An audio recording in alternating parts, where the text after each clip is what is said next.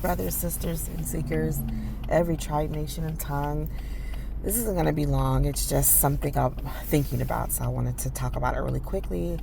Other than that, I don't have a lot of energy for videos right now. But so looking at what's going on with the right, what I said was going to happen, it's already happening. I didn't expect it to be this quick, but it's already happening. And as we see, there's a complete split within the right.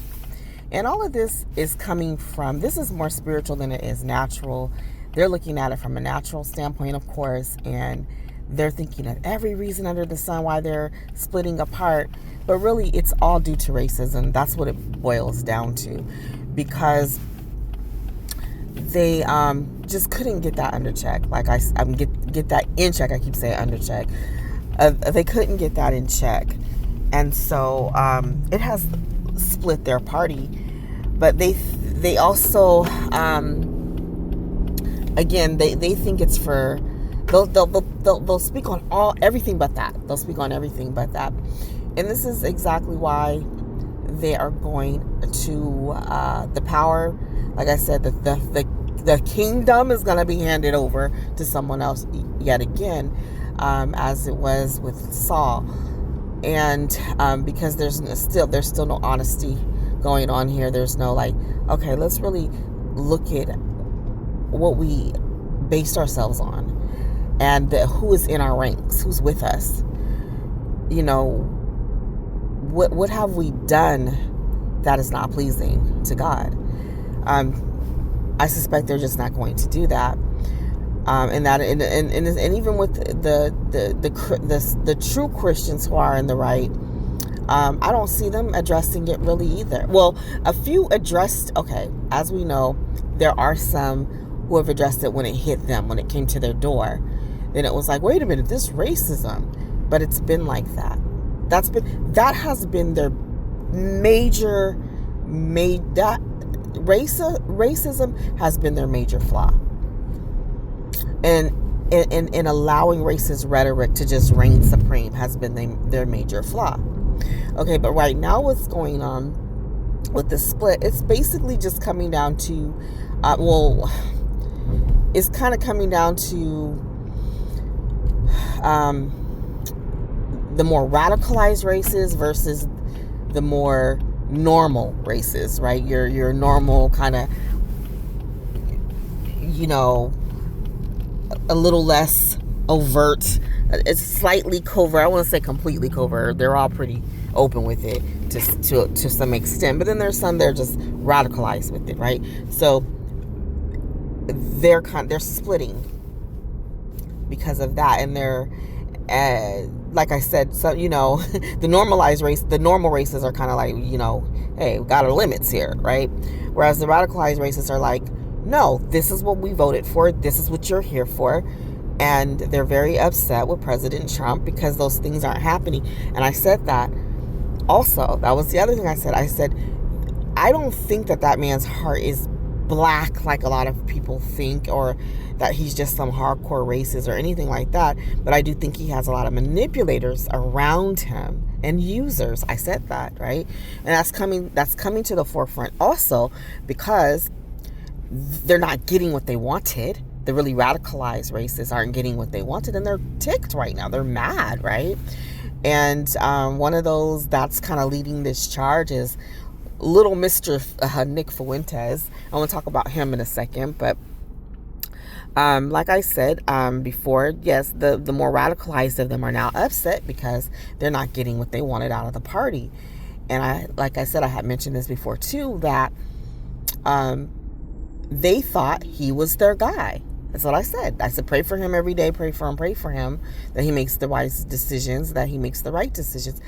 Because radicalized races, people who don't have the heart of God, who, like, if it was up to them, black people would be slaves again. Mass, illegal immigration would be all illegal. They would just really turn the hands of time back to a time in history that was very oppressive for other groups of people, if they had it their way. And unfortunately, a lot of them were are calling themselves Christians, which is very unfortunate for true Christians, true believers, people who really do minister the love of God to others through Jesus Christ, through Yeshua of Nazareth. It makes it very hard. It makes them a lot. It presents a problem for us because people think of them, and that's why I said God is not cleaning up his name. His name is holy, but he's separating his holy name from racism. Period. He's separating that. He can't have that. He can't have when we're out here trying to minister to someone and he's trying to grab their soul from out of the consequences of death and the sin, which is death. The consequences of sin, which is death. And he's trying to grab their soul, and he's using you as the vessel, and you can't even barely get through to them, because they're putting up a wall because of what they think a Christian is, right? You got to first even be able to enter the door, So anyway, so the ranks of the Republicans, to get back to them, they are separated right now. They're having what they're calling a civil war right now. And then this is all spiritual, though most of them don't probably see it that way. And then those who maybe they are spiritualizing it, they're still not addressing the racism. And that was the whole spirit behind it, right? But Nick Fuentes, Nick Fuentes, I remember him from years ago when he got banned on everything. And I remember, he has his rhetoric and so on and so forth. But I can see even throughout the years now that, I haven't followed him, of course. I don't follow him. I would never even think I'd be looking at him today. But he's becoming a voice that is getting really loud, right? A really loud voice. But I will say this. He's not as bad as he used to be. He's still bad, right? His views are still really radicalized, but he used to be a lot worse. And I can see that. I mean, he's a very young person. I want to say, what is he, 28? And he started when he was 18 in politics. But his issue, though, and what he's bringing, the friction that he's bringing in to the right, is he has a very anti-Israel stance, very anti-Israel. And the right is not known for that. The right is known for being an ally to Israel, right? Well, America is known for being an ally to Israel, right? So now he's one of these voices that's kind of rising up and is kind of saying his viewpoint is America shouldn't be, it's America first. That's his viewpoint. America first, and they're viewing Israel as like, I want to say a leech, but that's kind of the spirit behind what they feel. Like they feel like Israel uses America but doesn't give anything back to America. And Israel, they have some really, really controversial stances towards Israel. Really, really controversial. And I'm not going to even pretend like I know the politics with Israel and America. I don't know it like in detail. I didn't know, okay, America gives Israel billions of dollars every year. And, I don't know what it's for. I'm assuming maybe for protection and things like that. But I will say this. I think I kind of understand why, because, Israel's very small, right? And why they may cling to America. America is a superpower country. America has the strongest military in the world. And I can tell you a story about how I found that out. I was like, whoa. But, and it's just a fact anyway. But America can protect Israel. And Israel is so small, but as we see, Israel is very hated, right? Israel is very hated. And the other thing too, is I think that a lot of Jews are very afraid, knowing that they're hated the way that they are, knowing that they're as small as they are. I think a lot of them are also very afraid because of what has happened in the past, and they can kind of, you can recognize patterns, and you can recognize how people are sounding oddly familiar to another time in history. Well, that lady was crossing over. She didn't even have her blinker on, but I just felt like she was crossing over. So anyway, so I think there's a fear there. And I think as they're seeing nations turn on them like this, see, social media has proven revelation. So like the era of social media that we're in has proven revelation, has proven, God's word to be so true, and how the prophecies of Revelation are just consistently unfolding, because we're able to see everything as globally. And like I said, I used to wonder when I would read Revelation when I was younger. I would be like, well, how are we gonna all be able to see everything at the same time when we're all in different time zones, we're in different countries and in different continents, and look, we're all connected. Everybody is connected, and we can see everything and influence each other easily, right? Everybody's thoughts are influenced by somewhere else because everyone is connected now. So you can see just by being on social media, you can see how many people from just all over the globe hates them, and from all over the globe wants harm upon them, right? So, and again, and they're very small. So I believe there is some fear there. So you have them, yes, of course, they're going to cling to the strongest country that has been helping to protect them for all these years. And I say helping because Israel, whether, whatever our opinions are, or our thoughts or second thoughts about the people in the land are, the land itself is the when something is sacred. You know what I'm trying to say? We'll say sacred lands. That's not the word I was trying to say, but we'll say it's a sacred land. Okay, it's a sacred land. It belongs to God. Okay, we don't want to ever see like Israel destroyed. Like if Jews weren't in Israel, right? I think they probably just built mosques all over the place. That's what I think. And those sites, sacred sites. That's what I was trying to say. Sacred site, holy sites. It's where Yeshua walked. It's where the apostles walked. It's where the prophets walked. Okay, so we definitely want it to stay preserved, right? So anyway, back to what I was saying.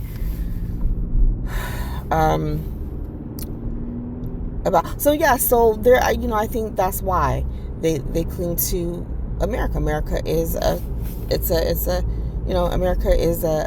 superpower that is very capable of protecting Israel. But now there's some tension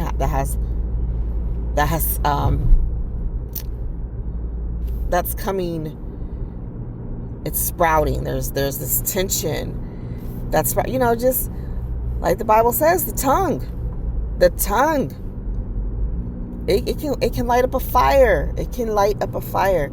And Nick Fuentes is, I'm not going to say single-handedly, he's not the only one, but he's definitely one of the more bolder ones, and one of the more people are listening to him. Now I will say this, I don't think that he's going to rise up in any kind of power. I don't think so. But it's still, though, he's dropping seeds, though, and he's dropping it in the youth, and that's the issue, because it's where it's that tenderness in young people, right? That tenderness in young people, that's where you don't want things to get nasty. So Okay. Oh, so I'm sorry. Whenever I'm going through these roundabouts and stuff, I kind of lose my train of thought. So now, Ben Shapiro, he's now I cannot sit here and say I'm not happy about this, because I make no, I've already said I do not like Ben Shapiro. I don't like him. Like I said before, I didn't even know he was Jewish, but until he's been around for many years now. But I remember he's like, to me, from how I remember it, he's like one of the very initial voices that would just be so, anything that happened to black people, anything, it was just, he would find a way to, it was the fault of the black person. I don't care if whatever would happen, he was very, very anti-truth, in my opinion. Just very racist. I know the word sounds overplayed, but he was. And that's what I remember from a while ago. I would hear him talking, and I think this is even wasn't he on the radio? It's been a while. And even his little voice, like the pitch in his voice, he just sounded like a little sniveling little punk to me. I didn't like him at all. And I was like, what is his issue, right? Because like I said, he was one of the first. And I'm like, what is this guy even talking about? And so when I found out he was Jewish, I remember saying, like, okay, this guy is Jewish, and this is how he feels about black Americans, because at the time, black Americans and white American Jews had a pretty decent relationship. And so, like I said, I feel like he's one of the... Your route avoids road closures and a road closure. Okay. You're on the fastest route. You should reach your destination by 8:14 a.m. Dang. Oh, I didn't know it was going to be that late. But I felt like, okay, I feel like with Ben Shapiro, I feel like he's one of the factors in the breaking that started to happen between the black American community and the white American Jewish community.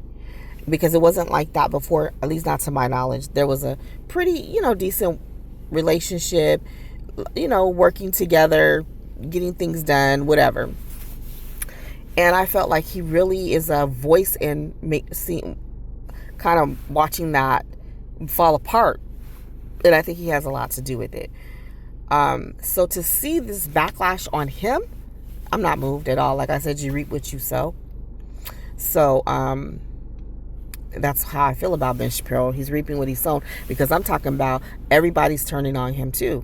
I'm looking at video after video. People are like so over him. Now their reasons are way different than mine. Their reasons are because they're like, he's really Israel first. He's not America first.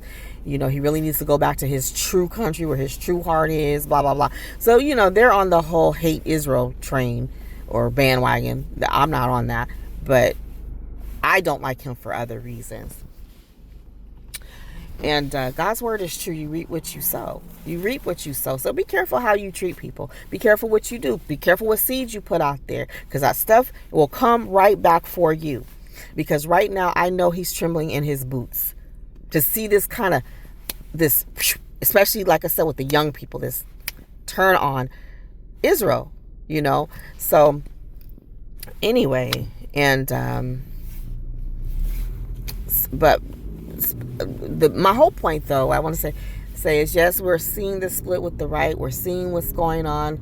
As I said, it was going to happen. It happened quick. It didn't happen quick. Like anyone who's watched my videos on it, it happened pretty quickly.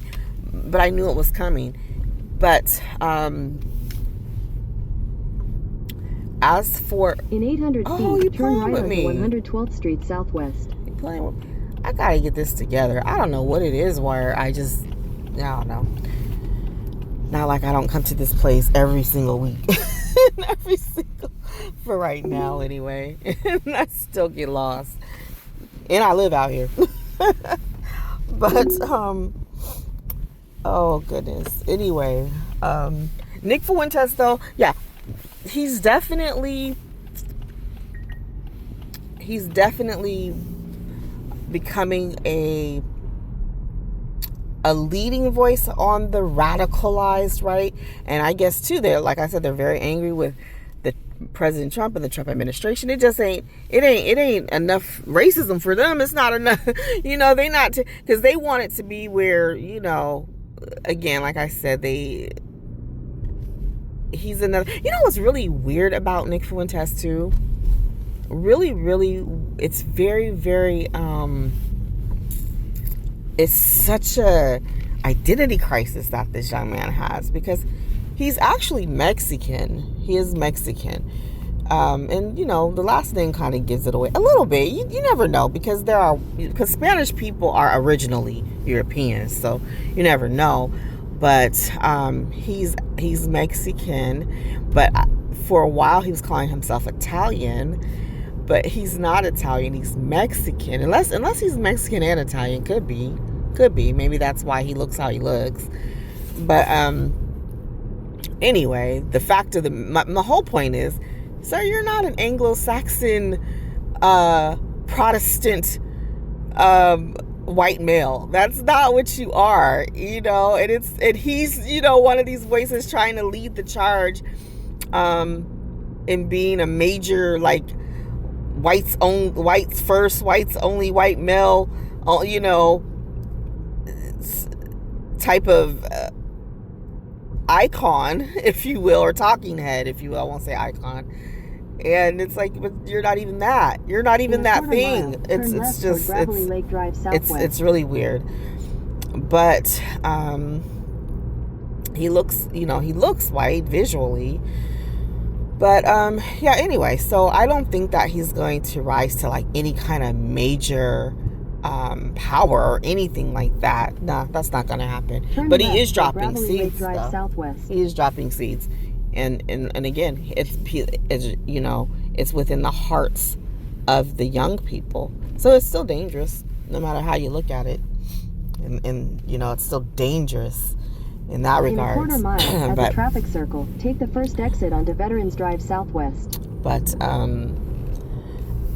at the same time, like I said, I've seen a little growth in him in some of his views, a little bit. But overall, though, he's still in the gutter. He's still he's still in the gutter as far as like, look, you have to come out of that completely, of any form of hatred. Like, don't let it consume you. If you feel like there are certain things you see or that you want to address it without the ill speaking. I mean, it's not that, even when you address communities, there has to be a level of respect and understanding that there are so many nuances, to any kind of community, so.